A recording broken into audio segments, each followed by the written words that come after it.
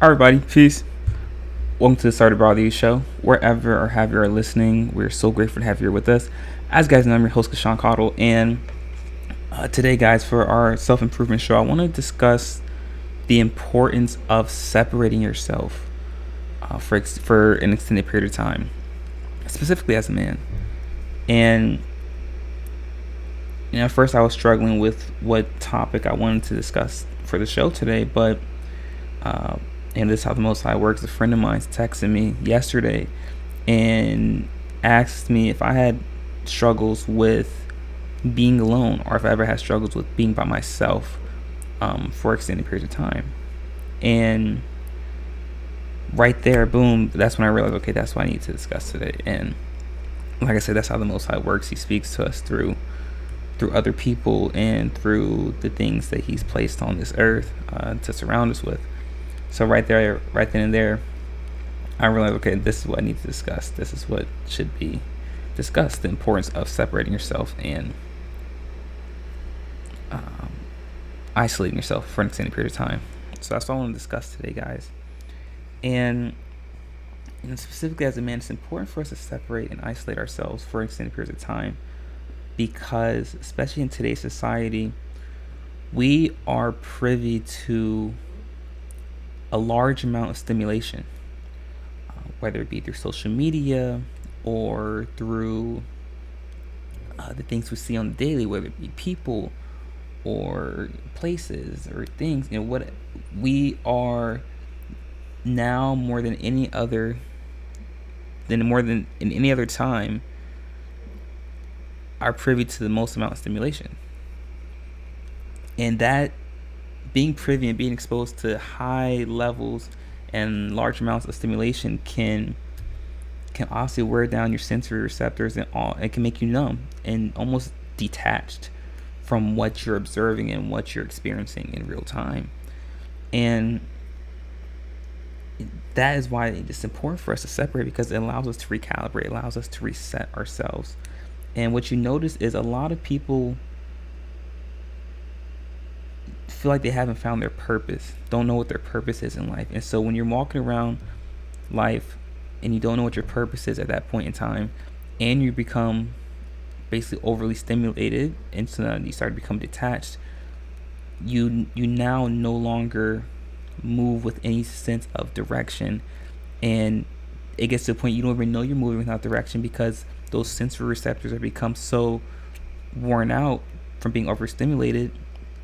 Nothing excites you, nothing motivates you, and so now it's a Ouroboros cycle, where you start continuously to get overly stimulated, and then you start to continue to move forward, but you know without the separation, you just start to wear down on yourself, and it's a vicious cycle. And so it's important for us to separate ourselves for an extended period of time because it allows us to really reset our sensory receptors, and also it allows us to discover our purpose, it allows us to discover who we are and what we're meant to be at that point in time in our life. We talk about all the time on the show where our purpose changes over time. Depending on what phase of our life we're in, our purpose changes. But at the root of it, it's always going to be tied to some sort of service, because the most important thing you can do in this life is serve others. And separating ourselves, especially as men, allows us to discover our purpose and how we can best serve others through the gifts and talents that the Most High has bestowed upon us. And if we look at every great man in Scripture, from Paul to David to Jacob to Peter, Job, even the Mashiach, every great man of Scripture had a point in time where they were isolated from society, when they were isolated from others. When David was running, or when David was on the run from Saul's forces, and he was hiding in the caves, David was separated, and that's when the Most High allowed him to truly grow into the person that the Most High needed David to be. And then Jacob, same thing. When Jacob fled from Esau, Jacob was at a point where he discovered himself, and he found obviously his wives, and um, created his children. And obviously Peter and, like I said, Paul, when they were spreading uh, the word of the Mashiach, they were isolated. Same thing with Job, and obviously even the Mashiach, when the Mashiach would go to meditate and go to reconvene and be in the presence of the Most High, he would separate himself. He would go out into the wilderness. And that's why meditation is important as well. That's important for us to meditate, because that's the intermediary period between you and the Most High. But so even if we look at it in Scripture, it's important for us as men to separate. It's important for us to get to a point where we're isolated, so we can truly be with ourselves. What happens though is that a lot of us aren't comfortable with who we are as individuals, especially as men. And what you realize is there's a lot of self-evaluation that needs to be done. But if that hasn't been done, you start to become uncomfortable with who you are. And when you're by yourself, there is no one else but yourself, but you. And you have to be comfortable with being by yourself, because your relationship with yourself is just like your relationship with anyone else. You the more time you spend by yourself, the better you get to understand yourself, and the better you become at understanding your tendencies and how you move and how you operate. And so that makes you more efficient in the things you do when you're back in society. And we have to be comfortable with being by ourselves. And the only way to become comfortable with who you are is to first accept your faults, and to be able to accept you are where you are. And that's where you're meant to be. That's where the Most High has you at this point in time. And a lot of us are uncomfortable with that, because we have become accustomed to always moving the goalposts, always striving for more, which is perfect in life. We always have goals, right? But we have to allow ourselves to hit the goals we've set. Oftentimes we hit a goal and then we just move the goalposts even further and further. And we say, okay, well, I gotta do more. We have to allow ourselves space to accept and celebrate the goals that we've created, that we've accomplished. And really what that comes down to is contentment. A lot of us are chasing this feeling of happiness or joy or effervescence. The feelings are fleeting. Those things are fleeting. Those things come and go. Those things can be with you in this second and be gone the next, just like that. We need to be content, not as men and women, as individuals in society. We need to be content, because that's a state of just being. That's a state of just being, just being present in the moment. Contentment is one of the most accurate forms of being present in the moment. You're not looking to the future. You're not worried about what's happened in the past. You're content with where you are right now. And that's what the Most High, needs us to be at. The Mashiach talks about not to worry about the worries of tomorrow, because today already has enough as it is. And so we need to be the same way. We need to be content with where we are today, and accept where we are today, and understand that our faults, whatever faults we may have, or whatever bad decisions we've made, or whatever things we've done wrong, those things don't define us. The story is far from being over. The book isn't finished. We're still writing each page as we move about in life. And so that is our thought process we need to have. And once we learn to accept who we are as individuals, that allows us to be more comfortable with being alone. And as we start to be alone more, or for an extended period of time, we start to understand that the reason that we're meant to be alone is, like I alluded to earlier, just a few moments ago. We start to understand ourselves better, because we're forming a relationship with ourselves. And what you start to realize is that all that you need in life can be found intrinsically within you. And what I mean by that is, so I'm gonna reference scripture. So we look at Genesis 1:27, and it states, So Elohim created man in his own image. In the image of Elohim created he him. Male and female created he them. So what is that saying? So we reference Genesis. We look at Genesis. We look at the context. This is when Elohim, the Most High, created Adam. He's created Eve, and people look at this and they assume it's from a physical standpoint that the Most High has created Adam and Eve in His image, but it's also from a spiritual and from a emotional standpoint as well. Listen, the characteristics and the traits of the Most High are within us in the sense of He's given us all that we need. He's given us the truth, the power of the Ruach HaKodesh, of the Spirit, to be content, to be whole. And so what that means is we don't need to look for anything outside of ourselves for validation, because the Most High, the kingdom, is within us already, and that's all that we need to truly be content in this life. That's why it talks about in Scripture to not make idols of anything. It's because of that right there, because this allows us to accept that all we truly need in this life is what we have, and that's the Most High, because it's already within us. And so as you start to isolate and separate yourself, you start to understand that the characteristics of the Most High, of the Spirit, is already within you. And as you start to separate yourself and be comfortable being by yourself, you start to be comfortable with the Spirit of the Most High. You start to be comfortable with how the Most High operates, because the Most High operates through you, in you. You have those same characteristics of the Most High. And as you start to better understand yourself, you start to better understand the Most High, because you same the shared characteristics of Him. And I'm not saying that we are gods. We're not gods. We just have the Spirit of the Most High in us.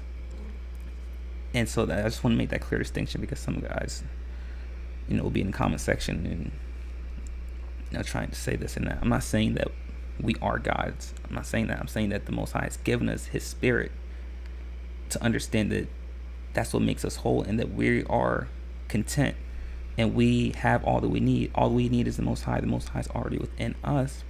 So we seek within ourselves, we'll find all that we need. And so that's what that scripture is in reference to. It's in reference to the Most High making us in His image, in terms of giving us His Spirit, giving us, like I said, His Spirit, and that's all that we truly need.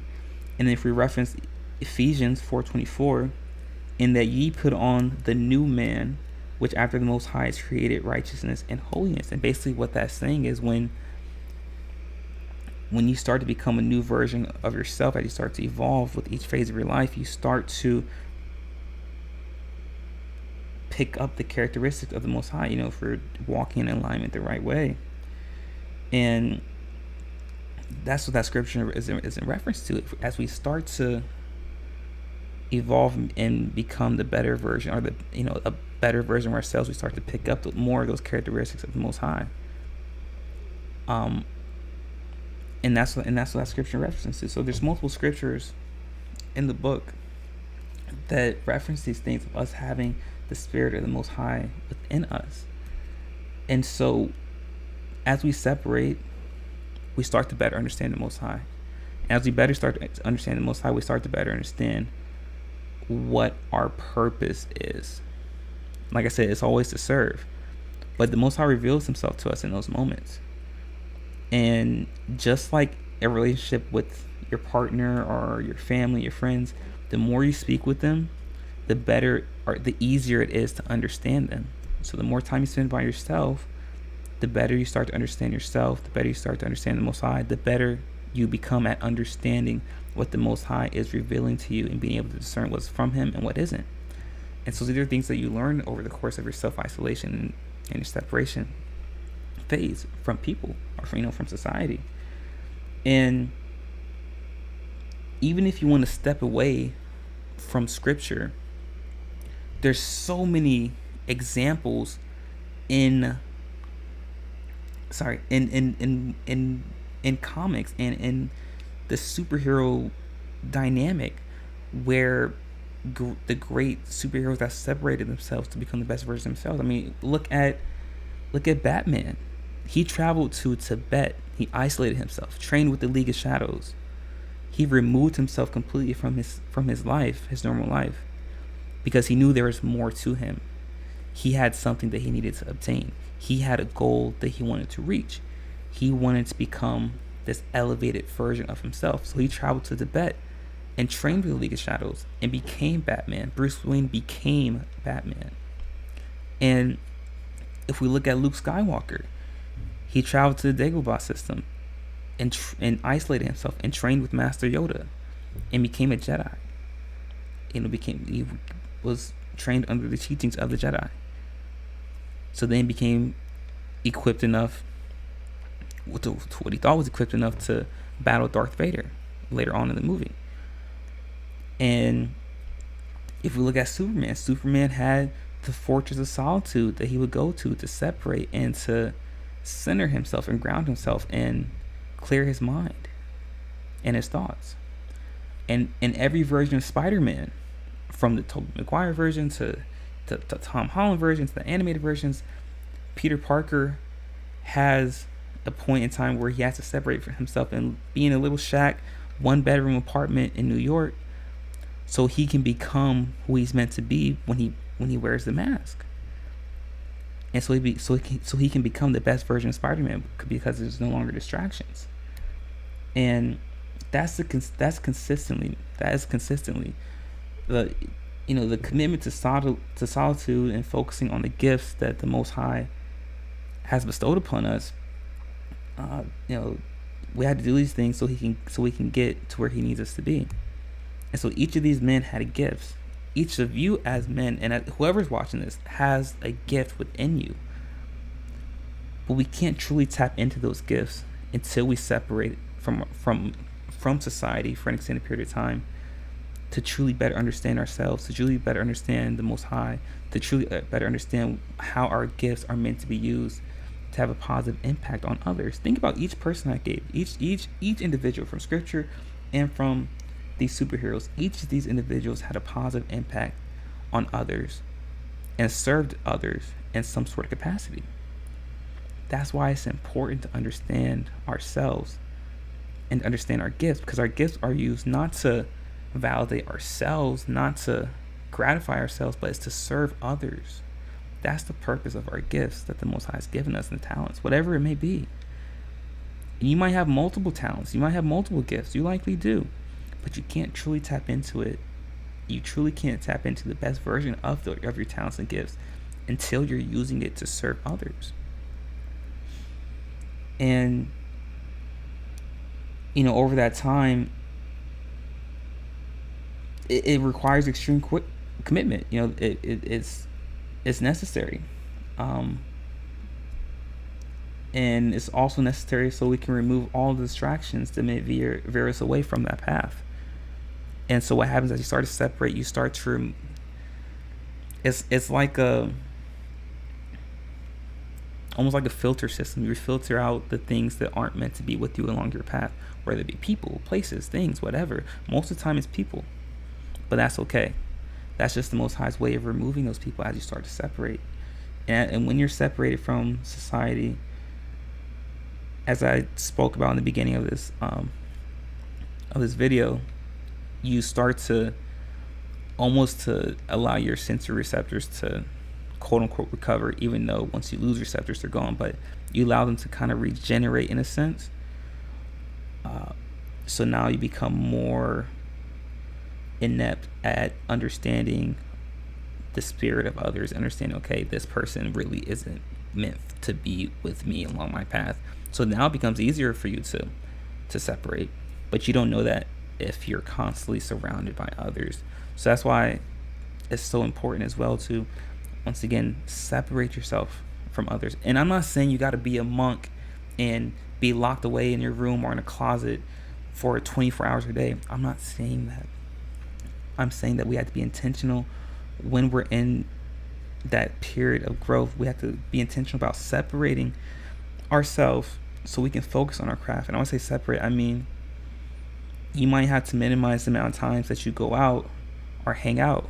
You might have to be extremely singularly focused on, whether it be your job or your craft, your passion, whatever that may be, whatever that looks like for you.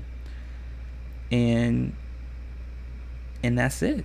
Even if that means you have to take time away from even spending time with your family, if it permits you so, like, if you don't have a spouse or if you don't have kids, whatever, however, if it, like I said, if it permits you, you even have to take time away from that as well. Step away from that and really focus on your craft and what you feel like is your purpose is at that time. And so that's why it's so important for us to separate ourselves and to isolate ourselves for extended periods of time, because it allows us to be the best version of ourselves. It allows us to be the best version of what the Most High needs us to be.